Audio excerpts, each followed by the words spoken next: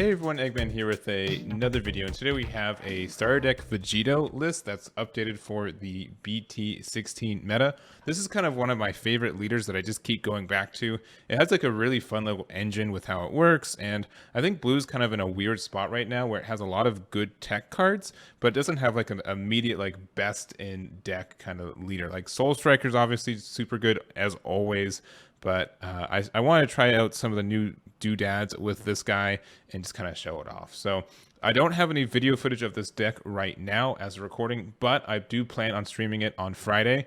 This Friday, May 6th, I'm going to be having a huge 12-hour stream, kind of like a celebration for being like doing this full time for the summer. So definitely some Dragon Ball Super stuff is going to be happening, probably leaning a little bit more on the Cell Expert deck that also releases that Friday.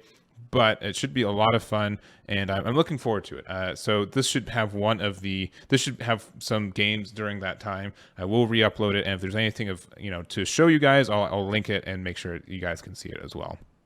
So looking at this list in particular, honestly, the kick in the butt that kind of got me to look at this more seriously was Marcus Cantarsi's second place finish with his Soul Striker Crimson Warrior, or sorry, Super Saiyan God Son Goku Crimson Warrior deck from San Diego this weekend. Here's the list.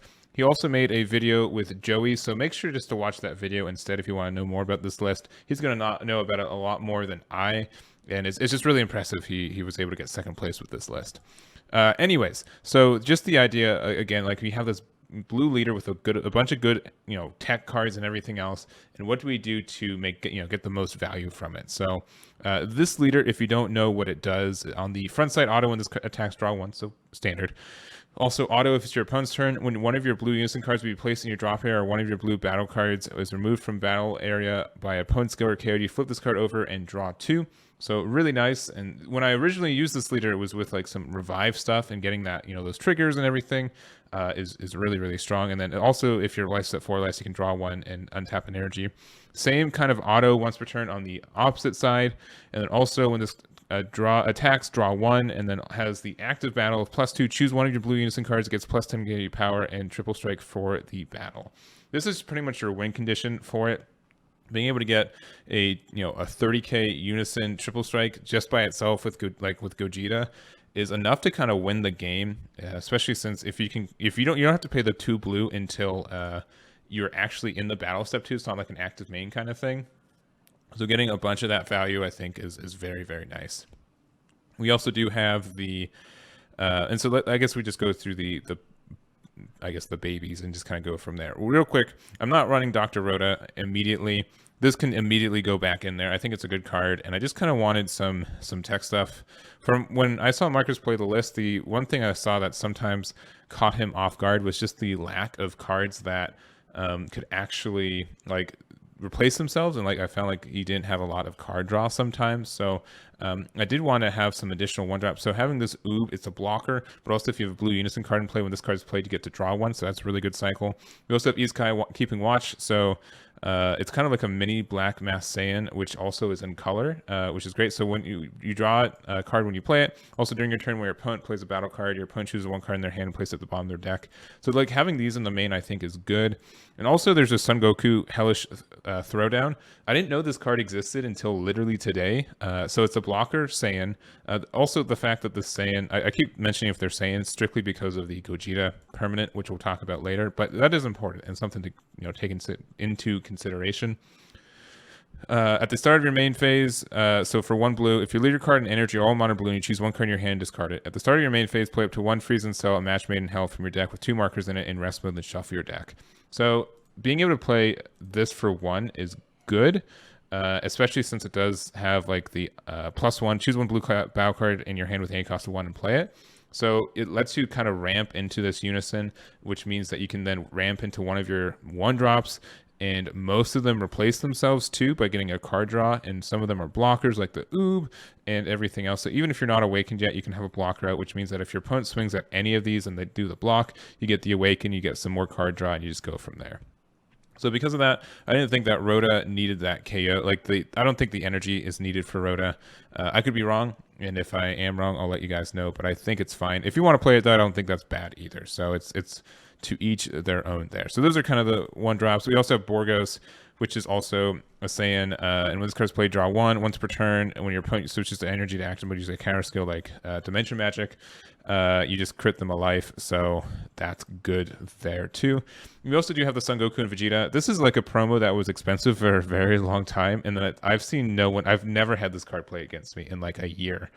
And or like the year since it's been out. But counterattack to get the attack and play this card in rest mode, and the fact that this gets played in rest mode is the big boon, just because you, again, which if you play it in rest mode, that also means this Gogeta permanent becomes active, and with that being the case, that also means that your opponent can't attack your leader, and then which means you have to either pop the Unison or the battle card, and then when that happens, you get your card draw and the untap. So it's essentially a free negate within the archetype, which is kind of nice. And also, if your leader card is blue and you place the card into rest mode at the bottom of your owner's deck, when your opponent attacks the leader card, choose up to one of your opponent's leader card, gets plus 5k power for the turn. That doesn't happen, but it can, so there's that.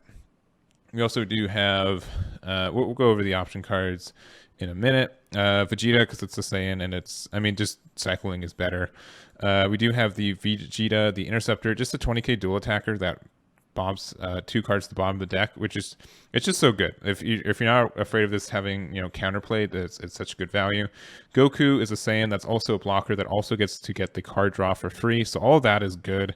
3 Trunks because we know that card is good, and also we have 2 of the Super Saiyan God Son Goku Miraculous Transformation, kind of like the similar thing. It is a 3-cost counterattack, but if you're able to get it off out in rest mode, then you have a deflect barrier that if your opponent swings into, they can't do damage until they pop it. And then if they do pop it, then you get your untap and draw 1 from your leader too. So it's good. I like this card as well. Maybe not at 3, but at 2, I think it's the right number.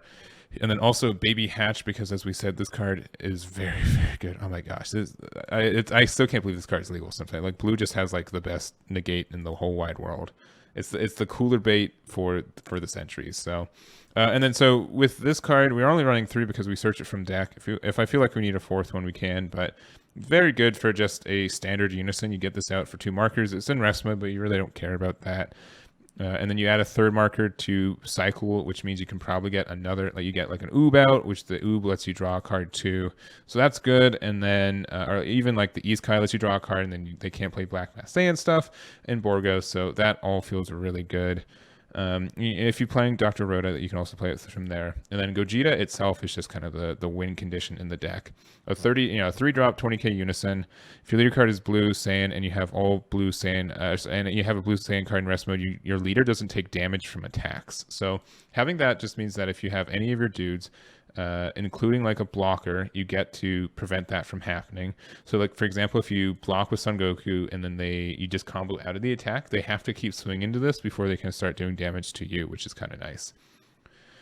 So that is the idea with him. We're not running this in the deck, but if you want to be really janky, you can have this Gotenks Return of the Reaper of Justice. So active battle, if you have a blue Saiyan card and a blue, if your leader's mono blue Saiyan card and you have a blue Unison card in play, you can play this card from your hand in rest mode, which means that they could be comboing all the way in. You have this Unison out, and then you just play this in rest mode, and then you take no damage. It's very, very cheesy. If you want to run this at 2 to do that, go for it. All the power for you. But it's very good if it goes off. We also have Absolute Confidence. If you want, just being able to pop cards and in active battle to do something with that extra energy you're going to be having. SS2 Trunks probably just deserves to live in the sideboard, but it's one of the great, floodgate negates for the deck. And it's a Saiyan, and you can play it for 1 and just kind of go from there. Okay, I guess our negates and extra cards. We do have Dimension Magic at 3. We have Ultra Instinct at 3.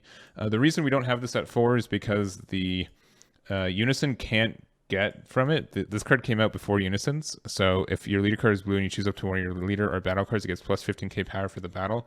It doesn't work on Unisons, but you get the other things of where you can draw a card if you want to, or get the free. No, it's a good defense card. I like it. You also have Realm of the Gods, Beerus Destroy. So if your leader card, all your energy is blue, choose one of your cards. So this says cards, so you can use it for Unisons.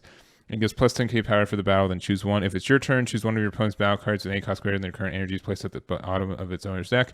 Or if it's your opponent's turn, you get to draw one, then choose one of your opponent's battle cards with any cost 2 or less and place it at the bottom. So being able to pop things is good. Being able to get, like, this is like a super combo kind of thing also, and just a lot of value. We run Bean. Did I say we run Bean? It was implied. I think that's it. But I don't know. I think this is a fun deck for what it is. Being able to be really obnoxious and cycle through your things, get a lot of value off your Vegito, and then from there just kind of pop them with a big triple strike unison swing. So that, again, is all I have. If there's any footage of this deck in action or any commentary or anything, I'll make sure to put it at the end of this video as well as in the description so you guys can check it out.